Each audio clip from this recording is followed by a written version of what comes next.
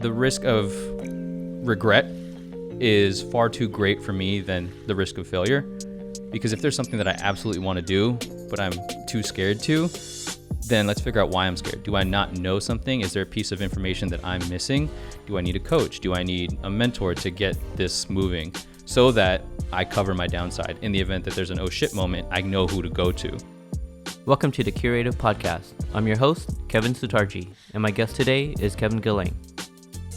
Kevin is the creator of Secondhand Success, a brand to help his audience continuously better themselves by sharing his own experiences.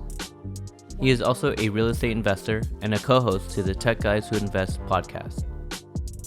In today's episode, we talk about embracing failure, how to handle feedback from your audience, and why being a part of a community is important. Enjoy the show. All right, so Kevin, welcome to the podcast, man. Thank you for coming. Thanks for having me. I'm really excited for being on the show and being a part of this whole experience of yours. Yeah, I mean, you're the first guest, and I'm glad that you're here because obviously you and I are we've been talking about like, starting whatever we want to start, kind of like our passion projects. Absolutely. And I've been trying to get people to schedule, like these podcasts, and it's really hard to get people to come. And I know you're visiting from Tampa for how many days? I am here for 10 days, from the 1st through the 10th. Okay, so not that long, and thank you for coming. Yeah, dude, I couldn't pass up the opportunity to come chat with you. It serves as us catching up too. Yeah, for sure. I mean, we've known each other since elementary school. I came kindergarten. When did you get to come to St. Clement? Fourth grade. I got there in fourth grade. So okay. I've known you since 1999, 1998, something like that. That's super long. And then, we went to high school together. Yep. Morel right next door, and then Cal Poly. Yeah, we've known each other for a long time. Yeah. So, I'm glad we're still keeping in touch, seeing what you've been doing, and it's amazing. Fun fact, I also drive a Mazda 3. Oh, sick. There you go.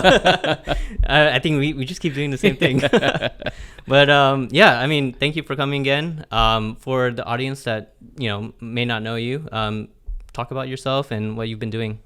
Yeah, so I would say that I am a personal development junkie, and I'm always looking for ways to be better than I was yesterday. I think it's more of an incremental thing. That's something that I learned the hard way. You can't just transform overnight. As much as you and I both want to be at a higher level the next day or yesterday, it's just going to take some time. And I love just reading and learning and challenging the thoughts that I grew up to believe in, the thoughts that I was raised with, the conditioning. What I was conditioned to believe is conflicting with the things I'm learning now and the person that I want to be later in life. So I love that, and I'm always trying to learn something. I always feel that there's an opportunity to learn. In this experience, I'm guarantee I'm going to probably blog about it or something, but I love having that mentality of, hey, what can I learn? Because I think life is ultimately a journey. So you should always look for something to learn in any opportunity that is presented your way. Yeah. And I feel like I noticed that you always challenge yourself to do something different and put yourself out there, right? Like, you're vlogging, you're writing a blog, have your own website, you're doing your podcast. Are you doing 3 podcasts now? I have 3 podcasts. Yeah. You're crazy. I went from 0 to 3 really quickly. In a span of how many? Like 3 weeks. 3 weeks. Yeah. That's crazy. I don't know. You're a busy man, and I feel like you have this energy, this drive that I really wanted people to kind of hear about. Why? Like, how do you get this drive? What motivates you, and why are you doing what you're doing? Thanks. I really appreciate that. Those kind words feel good. What motivates me is, it's going to sound morbid, but we're all going to die someday, right? And I think that's just a matter of fact. No matter which way you look at it, no matter what you believe in happens, I think after we die, I think the fact of the matter is that we have this one reality. So for me, I want to live a life that I can look back on it and be like, damn, that was a fucking great life. I don't want to live be on my deathbed or whatever thinking I should have done something differently. Because if I do something and I fail, then I learned how to do something better. There's always, I've shifted my mentality to kind of stray away from being afraid of failure to figuring out, okay, what can I learn if I do fail or when I fail? Because you will also fail whenever you try to push out of your comfort zone. And I've learned that being comfortable with the discomfort, it's you build character, I guess, is one way to look at it. The people that I admire, like a mentor of mine, he's been through some stuff and he's done some crazy things. So when he's doing stuff, it's just not afraid of it anymore, because once you survived a certain amount of things, you're just thinking to yourself, all right, what's next? What do I have to do next? Yeah. So it's just really, I want to live a full life, and doing all of these things now, while I have the energy, really. Yeah, for sure. I got to do it while I have it, while the energy's here. Yeah, we're still young, right? Yeah, absolutely. Yeah. 30 is still young. Yeah. I think relative to the rest of our lives. Of course. Yeah. And I think that like perfectly segues to Secondhand Success, because, what I guess you're learning now and all the mistakes that you've made, you've practically, made a brand out of it, right? So Secondhand Success, the way I've seen it, is like you're doing a lot of learning, and any mistakes that you make, you're blogging about it, talking about it. Like I really like the fact that you're sharing your experience. Tell me how you got started, and like, what really motivated you to share it, because a lot of people, they kind of internalize it and, they don't really like sharing. Yeah.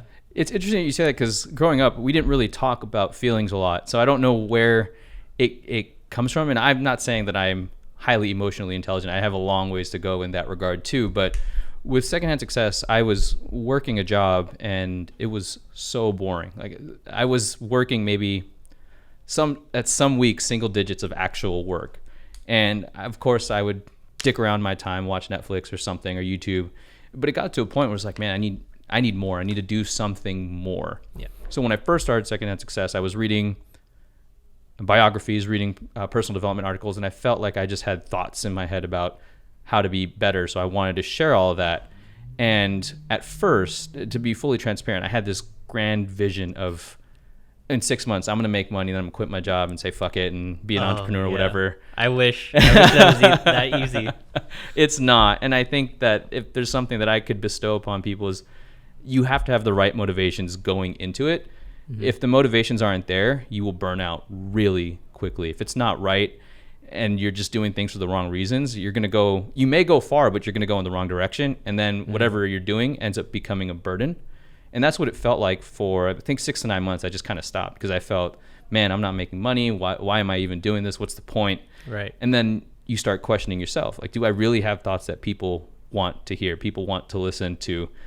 And I had a conversation with a mutual friend of ours, Min Tran, and we were talking about this whole Secondhand Success, and he got me to open up and think about my own journey is personal development. Like, that is the core of what personal development is all about. Right. And in a world of social media and all this, like, fakeness of social media, there's this weird thing that people really love, the authenticity of it. So I just leaned into it. I was like, you know what, fuck it. Let's just be me and see what happens. I can't pretend to be Tim Ferriss, Tony Robbins, or Gary Vee. I'm not those people, right? Yeah. And I would like to be at that level someday, but at the same token, I won't ever be that exact person. So I kind of have to own who I am, own what I'm doing, and share everything that is coming my way.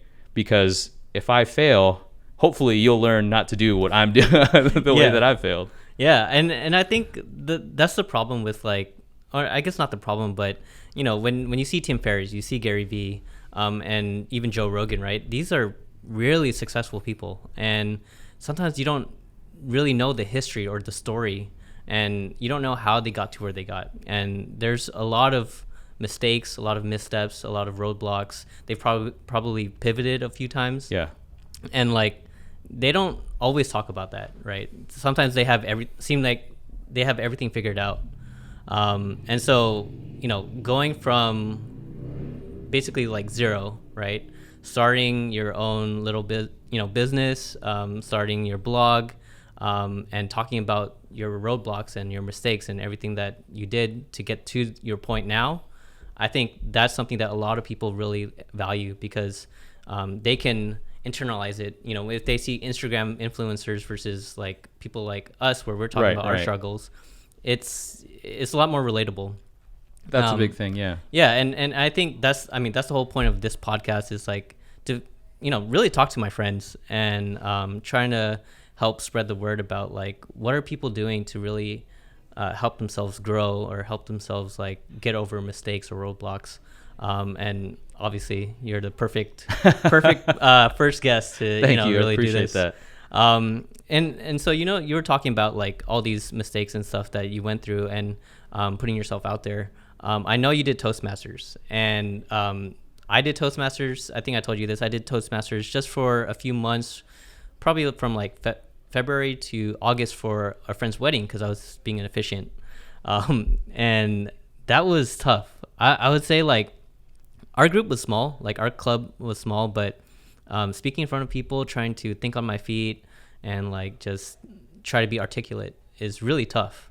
How long have you been doing it for, or how long did you do it for? So I started Toastmasters, I think 2017, something like that. And I've just been doing it ever since. I think Toastmasters is great. For me, it helps humble me too. I think that it reminds me that there's always something to learn, that a speech, you can always extract something where you can do something better, fine tune something that is going to be, make the speech that much more entertaining. Yeah, I love table topics, which you were talking about, impromptu speaking. Yeah, because prepared speeches are fun. They're something in and of itself, but when you're given a question, you have no idea what it's going to be, and you have to go off the top of your head. Yeah, I love that. It's fun. You kind of have to lean into it. You sit there and think too hard. You're like, what am I going to say? And then you draw a blank. Yeah. But it's almost like freestyle rapping. Not that I can rap or freestyle. Don't put me on the spot. Are you sure? I'm positive. I'm playing music right now, but but that's what it reminds me of. That's what I think of. It's like if these people can rap with the beat and just go on for minutes at a time, I should be able to talk for 1 to 2 minutes about any random thing. Yeah. And what was your reason for doing Toastmasters? Did you just want to become a better speaker? Did you do a lot of presentations back then, or what was your motivation for doing that? It was to become a better speaker. I wanted to. It's also to be in an environment with like-minded people, and that is one thing that I do love about Toastmasters. Everybody's there to learn. It's super encouraging. It's almost overtly encouraging. You kind of feel weird that like, why are we clapping at everything? Yeah. But I do think that it is good for people who really are uncomfortable speaking in front of strangers, because it's not easy. It takes some time to build that skill and just be comfortable in front of people. Yeah, and I think getting out of your comfort zone, and public speaking is just tough in general. Like you might think that people are just hanging on to every word, and like they'll try to correct you if you're wrong or something like that, or if you stutter, and you have to get over that fear. I feel like when I was being inefficient for my friend's wedding, finally at that time I was like, okay, I'm a little more comfortable speaking in front of people, and I don't really care about what people are saying. I'm just going to do it for the audience. And I don't know, Toastmasters was a blessing. Like, I'm glad I tried it. I want to go back. I just need some reason to do it right now. You should try competing. You should document that here too. Competing? It's fun. It's a different monster. How many people do you like compete against usually? So there's multiple levels, and I think the club level, you compete with people who are in your club, so it can be anywhere between 1 to 3 other people. And then you go to a next level, and that's 3 different clubs that you're competing against. And another level is maybe 3 to 5 other people you're competing against. Then you can go all the way to international level. Oh man! And it's very interesting. I competed and gave a humorous speech, and I got to district level. I don't know if that's high or low, but each time I gave the humorous speech, the first 3 levels, everybody was laughing and they were enjoying it. Yeah. When I gave it at the big competition, the first joke I gave during the speech was crickets. And I looked around, nobody was laughing. I was like, oh fuck, like this. And my adrenaline's pumping. I'm like, okay, I just got to keep going. Keep going. But that was terrifying. It's almost like when you're a comedian giving a joke and crickets. It's just like, oh shit, what do I do now? So what happened with the rest of the speech, or like the jokes and stuff? Did it work out, or people were laughing? No, there were a couple people that ended up laughing. I didn't place. I don't know. They give you 1 through.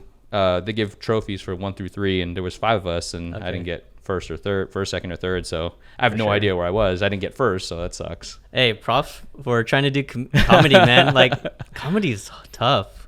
Somebody told me that if you really want to get good at communicating, take improv classes. Yeah, I can see that. And that's terrifying to me, is trying to make people laugh. Like, whose line is it anyway style? That sounds so hard. Yeah, I feel like thinking on your feet and then trying to make it relevant and then trying to make them laugh as well is, oh man, I'm not as witty. Like, I'm not witty at all. I know there are people I know that are super witty, like, Richie. Richie's freaking witty. And I just wish I was, I can think on my feet like that. But yeah, that's good to know. So if I ever do a comedy, like improv, I'll let you know and try it out. If I do it too, I'll let you know. I'll probably blog about it. I'll try it out with you first and see if it's good. Do it. But yeah, cool. So like, did Toastmasters really help you with like all your other things, like vlogging and then doing your own podcast and stuff like that? Yes and no. I think yes in the sense that it helped give me content to write about. The speeches I was giving, I used that as content because I wanted to get better. And I got feedback from people who would tell me, hey, you were doing this.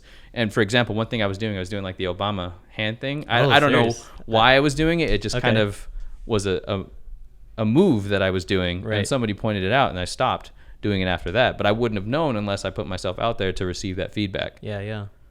How do you take feedback? Because, sometimes the feedback could be very constructive, right? Like, oh, enjoyed what you did. Maybe next time, don't do the hand thing. But some people, I mean, I don't know if you've ever had this kind of feedback, but like some people could be like, you just suck, man. You can't talk for shit, or, like, have you gotten like that kind of feedback, and how do you deal with it? So I haven't received that type of feedback for Toastmasters, but other feedback in other areas of my life, I've received that. And that the saying, it's how you say it versus not, or it's not what you say, it's how you say it. That fair enough matters to me, I suppose. I guess I get defensive if it's delivered the wrong way. If I feel like I'm being attacked, I'm like, hold on. Yeah. And then all of a sudden the constructive criticism goes out the window. Now I'm on the defensive thinking like, wait, why are you attacking me? So if it's delivered in a manner that's constructive, professional, courteous, I'm more than happy to listen to it. And I guess it also depends on who is delivering the message. If it's somebody I know that's just an asshole, then I'm like, all right, whatever. I'm not going to pay attention to you. True. And like when you get that feedback, like, so after every podcast or after every Toastmaster speech, like how do you go about like taking the feedback and actually applying it, or saying, even though they gave that feedback, I don't think it's the right feedback, or, how do you differentiate it? So I think of it in terms of the value it will bring to me moving forward. If I fix this problem, how much of an ROI is it going to return for me for whatever I'm doing? Right. If it's not that much of a return, then I may not spend the time on it. And then how much time is it going to take for me to become better at whatever they're providing me criticism on? So I think those are the two ways that I focus on what I should do and how much time I should give to that aspect of being better at it. Yeah. And you seem to like, really accept feedback for your podcast, for your videos and stuff like that. Like, do you talk to your like co-hosts and stuff like that and just like go over the feedback and, try, how do you like talk about that with your co-hosts? Yeah. So one of the things that we got early on was we sound scripted. And absolutely, I will tell you, we were scripted. We were following a script of, hey, this is what we want to say. It was our first 3 episodes, right? And we didn't know the dynamic we had with each other, because I met this person a few months ago, and then we said, let's just do a podcast together, because we both enjoyed speaking, we both enjoy educating people. So it just seemed to be the right fit. But we hadn't established a relationship or a chemistry yet, so we naturally wanted to use a script. Now we'll get on and just say, what do we want to talk about today? And then we just kind of riff off of each other of, hey, that's a good point. I like what you said here. Or I disagree with you here. Have you thought about it? I think about it in this way. And then as far as feedback goes, it's just recognizing the same thing. Hey, what do you think about this feedback? How can we make it better? What should we do? How can we be less scripted? So we go through trying to figure out a solution to that problem. Yeah. And, that kind of leads me to the next question, because like, you just meet these people and then 3 months later, like you're starting a podcast. Like, how do you know that this is going to work out, or do you not know? And you just I don't know. you just fuck it. Yeah, exactly. I'm just like, okay, what's the worst that happens? Honestly, what's the worst that happens with something like a podcast? We say, I hate your guts. We're going to take the show off of wherever it is. Like, you know what I mean? The risk of trying something and failing at it, or it not working out, was so low that we had to take the leap. If it's something like investing my life savings, that's a whole different ballgame. But something like this, where we're trying to build something together, there was no, I didn't see a downside to it. Yeah, I mean, like, people are kind of afraid of failure, right? Like, when starting something new, whether it's a project, and what are your thoughts about failure, and like how'd you overcome it? Because you started a blog, vlog, podcast, all of that. Like, yeah. So I think that the risk of regret is far too great for me than the risk of failure, because if there's something that I absolutely want to do but I'm too scared to, then let's figure out why I'm scared. Do I not know something? Is there a piece of information that I'm missing? Do I need a coach? Do I need a mentor to get this moving so that I cover my downside? In the event that there's an oh shit moment, I know who to go to. And you have the power of the internet, right? So you can always ask a question to the internet. There are forums. Whatever you're trying to do is, I highly doubt is 100% original. There's somebody out there that has done it in some capacity. So if you can find that person, they can help you out. Another thing with failure and not doing something because you're afraid, my mentor, I hate negotiating. I'm not very good at it. I don't like confrontation in that regard. Like, if you told me to go negotiate for something, that's one thing that I know I need to work on that will take me far in life. But right now I'm just like, I hate it. Anyways, he brought up a good point when he was trying to coach me through it, is there's nobody in this world that's going to take greater care of you than you. And when he said that, it really made me think, for the things that I want to do, nobody else is going to push me to do it. I need to do it myself. So it has to really come from within. And that whole idea of living with regret, I'd rather fail and learn than regret not doing anything, because that's just not how I want to live my life. And I think you also, to make failure relatable is important, because I don't know why we've built this up that failure is this big ugly monster that if you fail, you looked at as a failure. By the definition of the word failure, if you look it up, one of the definitions is inaction. So by not doing anything, you are also failing. So if you're going to fail anyway, you might as well do something, take some action to do something. But with failure, what I was talking about, making it relatable, everybody you admire, everybody you look up to has absolutely failed. There's no person who has succeeded that has not failed. If they've, I guess, succeeded and never failed, they're not really pushing themselves. They're not growing. They're not pushing past the boundaries, because growth is going to happen at failure. And growth is going to happen when you are pushing or reaching that upper limit of whatever it is you're doing. It's not going to happen when you're trying a level 1 difficulty, right? You're just going to go through the motions. You're not going to progress. And as you get closer and closer to, say, a level 10 difficulty, of course you're going to fail. Like, statistically, it's just going to happen. And once you accept that it's almost inevitable, might as well do something that you're enjoying and fail at that. Yeah. Yeah. I mean, even what you were saying before about starting the podcast, like, what's the worst that happens? It's like, we're just going to get rid of it, right? I think it was in a Tim Ferriss book, the 4-Hour Workweek. He was saying, like, if you think about failure and you think about what is the worst thing that can ever happen to what you're trying to do, start a business, or, start a video project, or try to even like meet someone and try to get their number. What is the worst possible thing? And then you rate it from like 0 to 10, right? 10 is being the worst thing, or I think 10 is being the best thing, 0 is the worst thing. And like, when you think about it, maybe it's like a 5, maybe Right. it's a 4. Trying to get someone's number, she's not going to give it to you, or she gives you a fake number. Okay, that's like a 8, 7, not bad. The worst thing is probably you lose a lot of money from like starting a business, trying to invest in something, probably 3 or 4. But nothing's like terrible where you're just gonna like die, unless you're risking your life, right? And so the worst thing that can happen is actually not that bad. And when you think about what the worst thing can happen, and realizing it's not that bad, you're like, all right, if I fail, if I lose, it's all good, because I can pick up myself from that, pick myself from that and move on and like just learn from it. And I think, like all these, side projects, businesses, whatever everyone's doing, it's like they have to be prepared to fail. And I totally agree with you. Yeah. I jokingly with my girlfriend will converse about, just life or what's happening. And I always say the worst possible thing that's going to happen is you're going to die. But if you're not putting yourself in the position where you're likely going to die, like starting a podcast, what are the chances are that I'm going to die starting a podcast? Exactly. Okay. So we're on the same page on that. Exactly. Yeah. So I love that analysis. So the fear of failure is all emotional, right?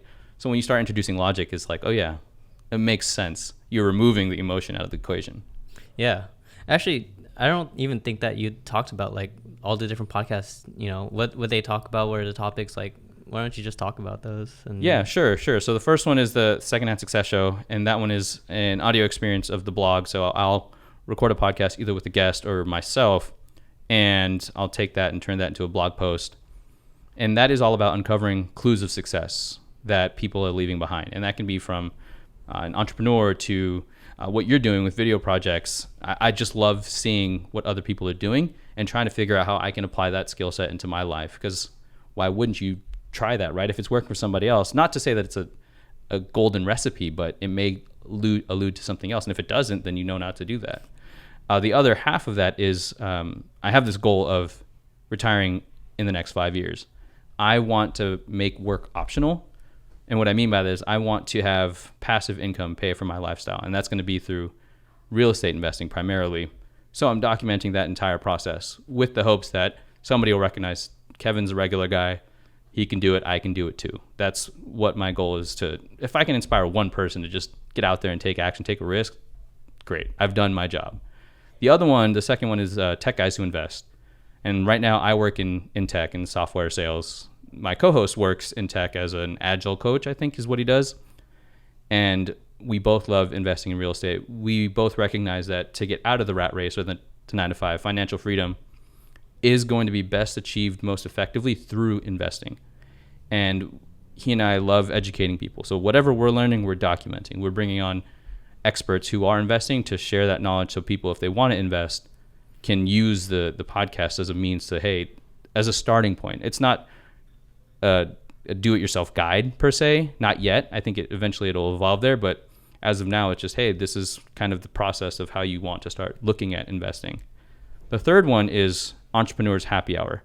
That one, it's like least involved work for me. I'm the co-host, and I riff off of a friend of mine who actually coached me at the beginning of Secondhand Success, and then I fell off. I got back into it, and I interviewed him on the show. I think it's episode 3 or 4. I can get back to you on that one.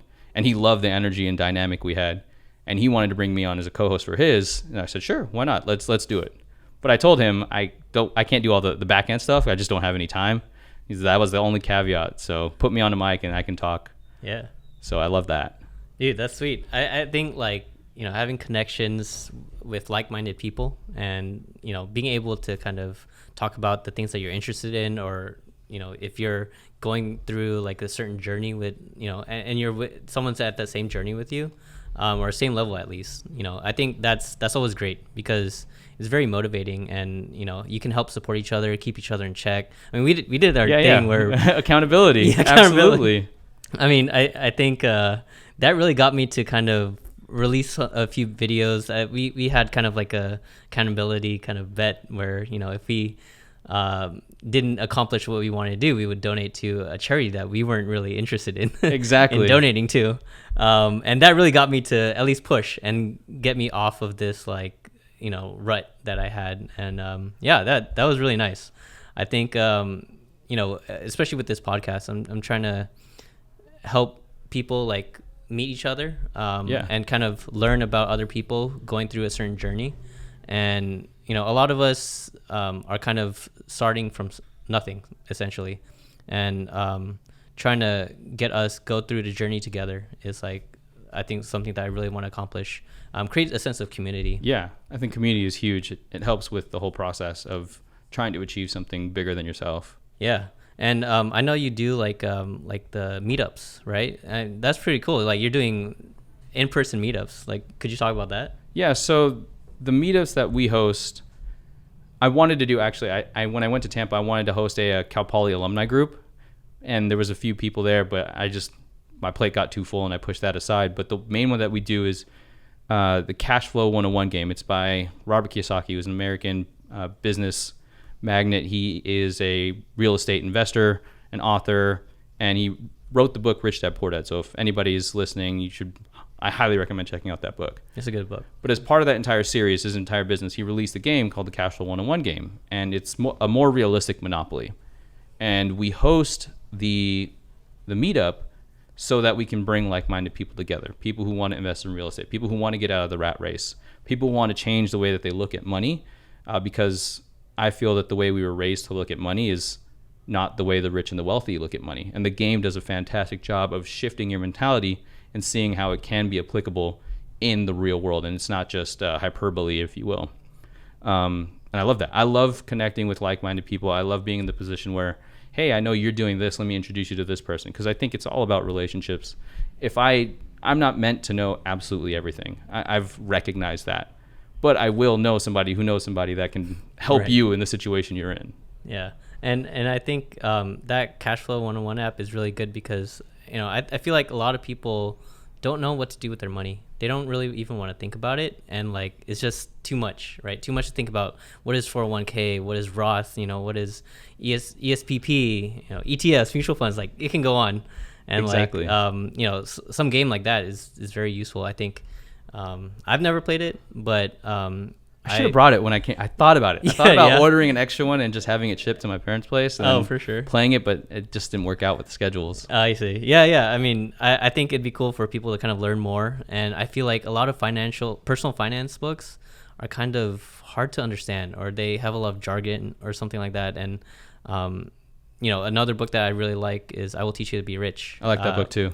By Ramit Sethi. I actually went to a book signing event in SF, not like last Tuesday. He was there, and man, he's a cool guy. He's practically a millennial, just writing like a millennial. It's pretty cool. Yeah, his podcast with Tim Ferriss was a great episode. Man. They covered everything. I love that episode. Like, it's one of those I know I'm going to re-listen to it again. Yeah, I think I don't listen to Tim Ferriss's podcast that much, but I saw that you posted it on Instagram. I was like, okay, Ramit is like one of my favorite authors. I got to listen to it. It was amazing. Like, he talked about his new content on his second edition, which was like the 10-year anniversary. He's talking about like even his prenup, which is crazy, like that's something very personal. And if he's right that not a lot of people talk about it, it's like perfect for people who don't really know where to look for that kind of information, and they don't know what to do with it. Do I need a prenup? Do I not? Or what is the psychology between like money dolls and your relationship with parents? Agreed. So like having these avenues to really help people, educate people about money is really good. So it's cool that you're doing it. Thanks, man. Yeah, we should have something around here. I don't know. Yeah, you could start one. I highly recommend it. If you want to start one, I'll coach you on how to do it. That would be cool to like get an event and I'll record it and kind of like showcase it and advertise it more. That'd be cool. You should come out to Tampa, record an event for us too. Oh, dude. How do you like Tampa, by the way? I mean, originally, you're from here. You moved to Boston for a bit. Like, how's the weather over there? How's the food? How's everything? So the food's okay. There's like no Asian food relative to here, right? I mean, yeah.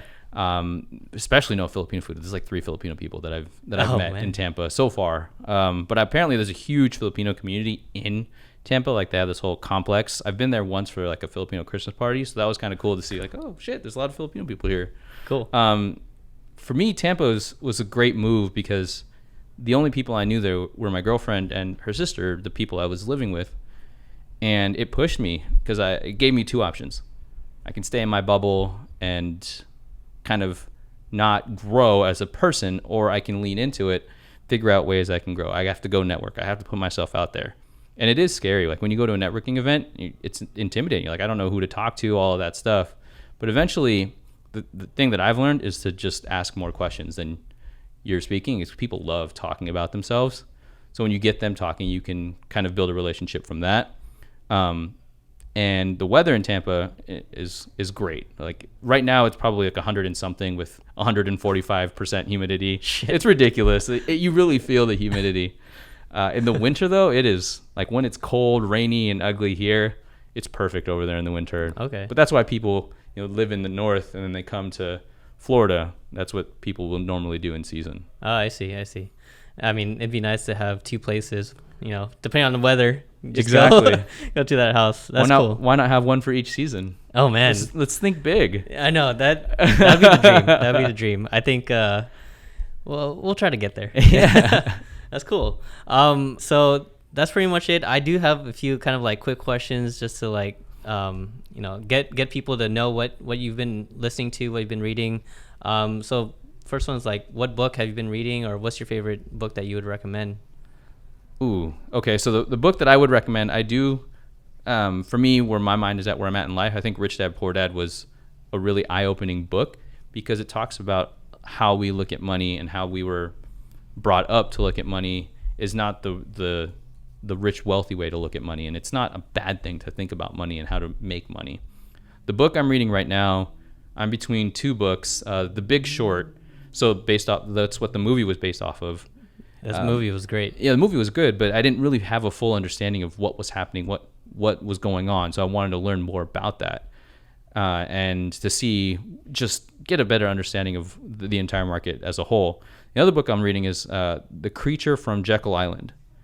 That book is all about the U.S. Federal Reserve. It's completely eye-opening. I highly recommend it, looking into it, because you'll learn that the Federal Reserve is...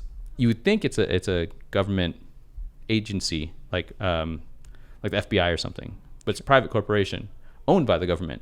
And you have to read the book. I'm in the middle, like the beginning of the book, but it's just so eye-opening. The way that it was founded, the ideas it was founded upon, like bailouts and how they basically benefit the banks. It's crazy. Oh, that's crazy. That's insane. Yeah, when you learn about it, you're like, what the fuck? Like I feel like, man, there's some books, I mean, just like documentaries now, they're like revealing a lot of things that our assumptions are just wrong. And that's something I would like to read. Yeah. Yeah, and I think cool. it's important to challenge the assumptions that you have, because one of two things is going to happen. You're either going to learn something new or it's going to further reinforce it. And that's what I love about it. It's like you also have to be open to you're being wrong, right? I think that's another thing as well. Yeah, for sure. And what about podcasts? Like, who's your favorite podcaster? And what are the topics that you like to listen to from podcasts? A lot of it is real estate related. So I listen to the Cash Flow Guys podcast. That one I think is a great one if you want to listen to real estate investing. I love Tim Ferriss's podcast because of the questions he asks and the types of guests he brings onto his show. Another one, I've been listening to a lot of luxury watch podcasts. And because I was thinking of I had an idea that I wanted to start one eventually too down the line, and in order for me to do that, it's like, okay, let's see what the market is doing. It's almost like market research. So I use that one as more of a fun, like on a Friday if I'm just chilling and I'm not trying to consume information, I'll listen to podcasts about watches. Yeah. But it's either like personal development or real estate. So probably those two that I mentioned, and the Cash Flow Guys and Tim Ferriss podcast are my favorite. Oh, sweet. Yeah, that's really different. I think, in terms of what I listen to like Matt D'Avella, The Ground Up Show. He's a filmmaker, but he has his own podcast kind of talking to other people about like their businesses and how they got to where they are. That one's eye-opening because like, if I want to start something, there's a lot of good advice from that podcast and I try to apply it. And then I listen to Joe Rogan. Joe Rogan's a great one too. Man, he's got some crazy guests, and it's very entertaining. Like he's just an entertaining podcaster. I agree. Like, entertaining host, and like it's nice to listen to and just get a kick out of it. Speaking of Joe Rogan, have you seen the video where they used AI to recreate Joe Rogan's voice and like? Oh no, it's weird. They gave him like 3 topics crazy. And it's AI. Joe Rogan had no involvement. Check it. It's scary, but it's cool at the same time. It's on YouTube or? Yeah. I think you just type in Joe Rogan AI or something like that, and you'll find. Oh my gosh! Like it sounds just like Joe Rogan. Not just the voice, but the cadence, the topics, the words that he's using. You would think it was Joe Rogan. Yeah. Wow, that's insane. They're gonna put him out of business. It's crazy too. It's like you could just use AI to start a podcast. Man, Maybe I don't even have to do my own recording. I'll just have AI do this. That'd be crazy. Cool. And what are your like next steps for, Secondhand Success and all the other podcasts and everything else? Yeah, honestly, I'm just going to keep grinding away at it. I think that the next thing is what I love about me documenting the journey is it holds me accountable. Like in order for me to provide content, I have to be doing something. And if I'm not doing anything, then it's like I can't podcast, right? So I have to be continuously taking action. So I don't have any definitive next steps except just keep doing what I'm doing. And as I acquire assets, I'm going to talk about the journey as to why I bought something, how I came across it. All of those things are going to be documented the entire way. I just want to give as much transparency as possible. Cool. All right. That's it. Thanks, man. Thank you. It was fun. Thank you for being the first guest for my podcast. Awesome. Can't wait. Yeah. So if people want to follow you and check out your content, where should they go? Social media, website? The best way is to go to linktr.ee /K, and everything is there. Okay. So to your website, your social media. Yeah. That has everything. That podcast. Has if you want to be a guest on the show, there's a link there to book a time on my calendar. If you want to talk, the website, the podcast, it's all there. So linktr.ee /KMG. Cool. Thanks, man. Thank you. All right.